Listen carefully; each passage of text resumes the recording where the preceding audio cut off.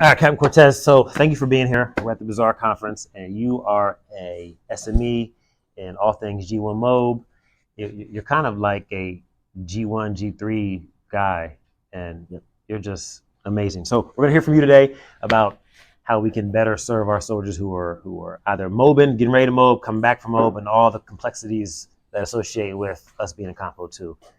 So for starters, and I know you're going to get into the nitty gritty of everything. How do you see your role as a G1 MOB officer being detrimental to the Army National Guard formations? I'd say, so G1 MOB specifically, being nested, as you mentioned, with G3, Right. is definitely instrumental in maintaining communication from the unit level all the way through kind of system process through the G3, going through FORSCOM, First Army, and then up to the DA level. Is it so with that, because we went to Fort Cavazos together, yeah, right? And if how was that? Was it eye-opening, the things that we saw there? Because we went into there thinking that it was going to be one thing, right, but then they gave us a whole pamphlet of emails from right, the confusion that those processes cause. right. Yeah. Yeah, and Cavazos, Fort Cavazos, formerly known as Fort Hood. Right. We went there knowing that they kind of had the process down, right? So we was like, okay, this is the example. That's what we started with for Cavazos, because we wanted to be able to template that and bring it back to our next mob station we went to was Fort Bliss, and yeah. So going back to Cavazos, yeah, definitely was an eye opener. Shout out to Mr. Torres, gave us the whole spiel, right, as far as where communication is broken, issues, concerns, and then as well as the system. We all love IPSE, right? It's not going anywhere, so we gotta be able to adapt and overcome. So the main thing we did when we went there, we just wanted to see how they operate, right? To see where we can fit in, and if there's one thing that they were missing at Fort Cavazos and Fort Bliss, what would it be? So one thing they did harp on is making sure every unit had some kind of liaison or some kind of white cell in place. And that white cell would ultimately be the point of contact for the unit that's going through or the individual soldier. Right. Whether it be some kind of record that's inaccurate that needs to be corrected on the spot. And then that white cell representative would also have a direct connect to us, right? And I mean, in all honesty, I mean, it all goes down to communication. Right. Being able to get it through from the lowest level all the way to the highest level that it needs to go. So what's a white cell? Can you explain that to us? So white cell essentially is a team, or it could be one person that's kind of representing the home state that the unit is mobilizing from, and they're there to fully support that mobilizing unit or demobilizing unit. So essentially, they're not part of that mobilizing unit, and then they're there to receive them, send them off, and then just correct any things or any discrepancies. White cell.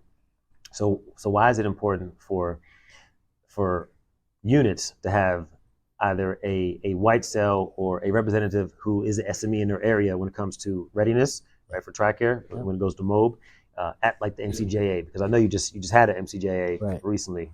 Right. So I mean, it goes back to communication, right? So the longer things progress, it could have been caught early on, the quicker it could be resolved without the necessary additional obstacles that get put in place. They're key at the JA only because early TRICARE is a topic that's always discussed.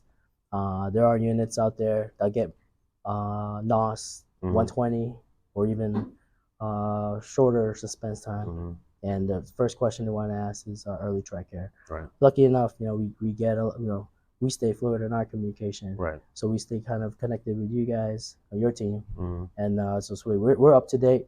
But so we try to answer it the best we can, and then but we always refer them to that soldier journey checklist you got, and then also your POCs for your team. Awesome. I love it. And with that, the soldier journey, the JA.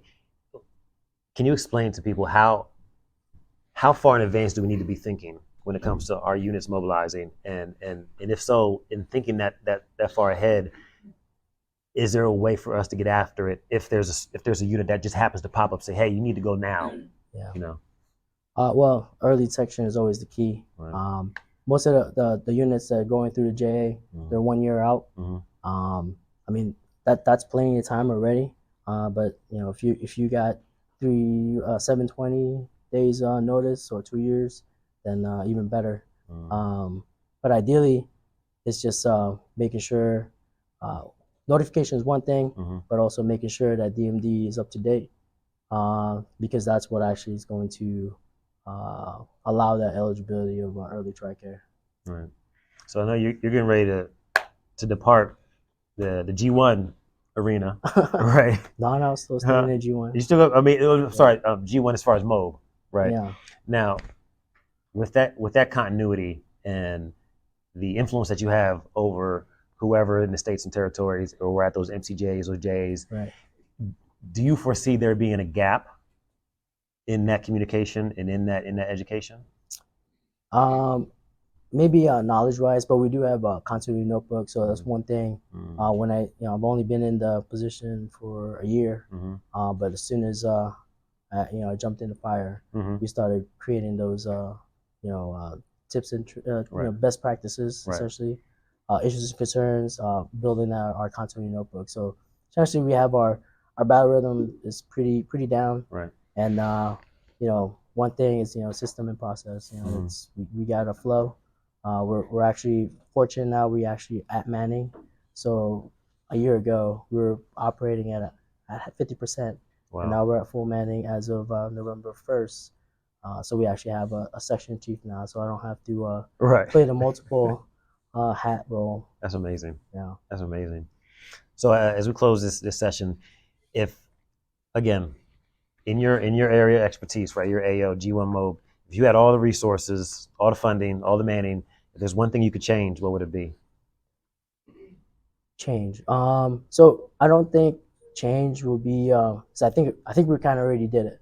So when I went in, so I think 6 months out, communication is what kind of my spiel is on, and kind of sustaining that communication, right? So we are nested with the G3 folks, but we do have a good relationship with FORSCOM, First Army, and the DA, right? And then we also have our monthly recurring meeting with the USARC. So because we do have Compo 3 soldiers that apply to our Compo 2 missions, or vice versa. Right. Yeah. So again, I think I don't necessarily think it's improve or change, because I think we already did that 6 months ago. Okay. But I would say we sustain it. That's good. If not, it make it evolve. All right, I like that. It's good. And I gotta throw a little bit of leader development in here, because when we went to Fort Cavazos and Fort Bliss, so I had a 3-year tour at First Army, at Rock Island, and I didn't know the value that my training and experience would pay forward until we went to Fort Cavazos and Fort Hood, from being in First Army, right? Because you're at those MCJAs, you're at the FORSCOM table, the First Army table, and you're operating with readiness, the whole readiness model, the whole time. And I think that's important when you're talking about sustainment, and you're talking about making sure that continuity and the communication is trickled down, because a soldier who has a small part in X, Y, and Z is going to impact A, B, and C later down the road. Absolutely. Yeah. So, and I think that's a thing too. So that trip that was done with MFGI, because every year people change. Right. The system and process usually doesn't change. Right. But the people does. So so that means we have to renew that, that communication. Absolutely. Line. Yeah. Because Mr. Toro, he's getting ready to retire. Next year. And so that's 20 years worth of knowledge. Who's leaving. Yeah. And I like that. So we got till then to get all that knowledge. That's right. Yeah. And we look forward to next year. It's going to be an annual thing now. Yeah. So whoever's in the DPO team, G1 MOB, DEERS, TRICARE, we're going to make sure we make that happen every year. Yeah. Awesome. Yeah, I think we got to shift it like a month early every time. To August. Yeah. So you can catch that 120 shift as well. That's right. Yeah. Okay. And again, this speaks to Combo 1, 2, and 3 because we were all rocking Right. together Right. at Cavazos and Bliss. Yeah, and I mean just to double tap on that. So yes, we are nested with the three folks, and we got regular communication with FORSCOM, First Army, as well as USARC MOB team. But yeah, seeing the MFGI or the Deployment Readiness Center, how they kind of facilitate their their business practices and how their system and processes flow was definitely a learning experience. Because now that when we have issues, like because we're some reason the G1 MOB is kind of like the hotline. Right. So everyone calls us or shoots us an RFI, whether it be a soldier that's at DMOB station that now has only like 2 days left on the order and can't process DMOB, or a soldier at DMOB site and can't get their CERO ticket. So our POC over there, Mr. Lopez. Yeah. Yep. So luckily we made that connection, made that relationship, and yeah, we were able to go BR direct. Within 2 days, that soldier was able to get her CERO ticketed and fly home. This is good. This is good because now, after hearing this episode, soldiers, civilians, anyone who's operating in this area, TRICARE benefits processing related, knows that their small part impacts so much when it comes to the higher level. So this is important. Thanks for being here. Yeah, I appreciate it. All right. Thanks, Minnesota. All right, team.